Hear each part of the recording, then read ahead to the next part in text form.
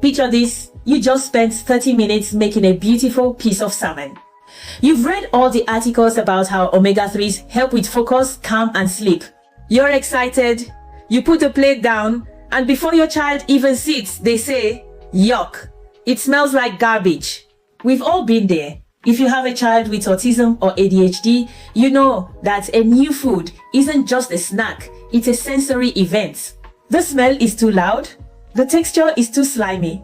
I'm a public health nutritionist, and today we are going to stop the struggle. We are going to talk about the gut-brain axis. But more importantly, I'm going to show you how to introduce them without a single teardrop. No forcing, no big fights. Just simple human steps to fuel your child's brain. Think of your child's brain like a high-speed computer. To work well, the wires in that computer need to be coated in a special kind of oil. That oil is omega-3. When the brain has enough omega-3, the messages travel fast.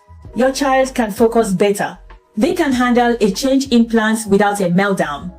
But when the oil is low, the wires get dry and glitchy. Now here is where the gut-brain axis comes in. Our kids often have a gut that is a little extra sensitive. When the gut is happy, it sends calm signals to the brain. Omega-3s actually help soothe the gut lining, which stops those emergency notes we talked about in our last video from hitting the brain.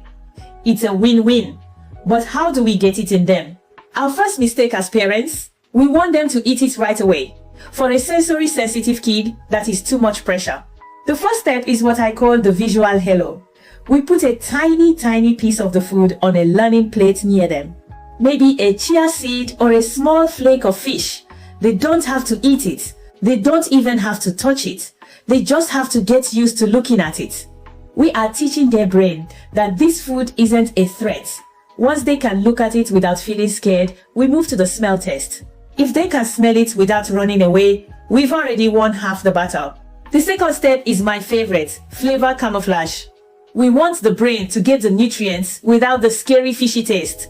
Did you know that chia seeds and flax seeds have zero taste when ground up? You can stir them into oatmeal, pancake batter, or even meatballs. If you are using a liquid fish oil, don't give it to them on a spoon. That is a sensory nightmare. Instead, look for emulsified oils that taste like a lemon smoothie or a swirl of orange cream. Mix it into their favorite yogurt. Their brain gets the oil change and their tongue thinks it's dessert. Now remember, every child's journey is unique. Please consult with your healthcare provider or a registered nutritionist before making significant changes to your child's diet or starting new supplements. Step 3 is the texture bridging step. Most of our children love crunch. They hate slime. Salmon can be very slimy. So we use texture bridging. Instead of steamed fish, we make brain nuggets.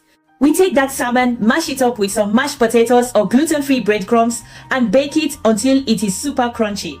We are bridging the gap between a food they trust, the nuggets, and a food they are learning, the fish. When the texture matches what they already like, the brain is much more likely to say yes. I want to leave you with this. It takes some children 15 to 20 times of seeing a food before they try it.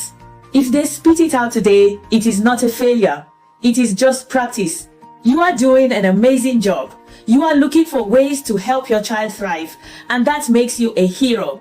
Start with one tiny seed or one tiny crunchy bite.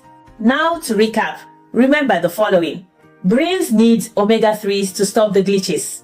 Start with a visual hello to lower the fear. Use crunchy textures or flavor camouflage to hide the fishy notes. I've put together a sensory-safe omega-3 checklist. It has my top 5 zero-smell brands and 3 recipes for brain nuggets that even the pickiest eaters love. Please consult a healthcare professional before making medical decisions. Like, subscribe, and share your experiences in the comments below.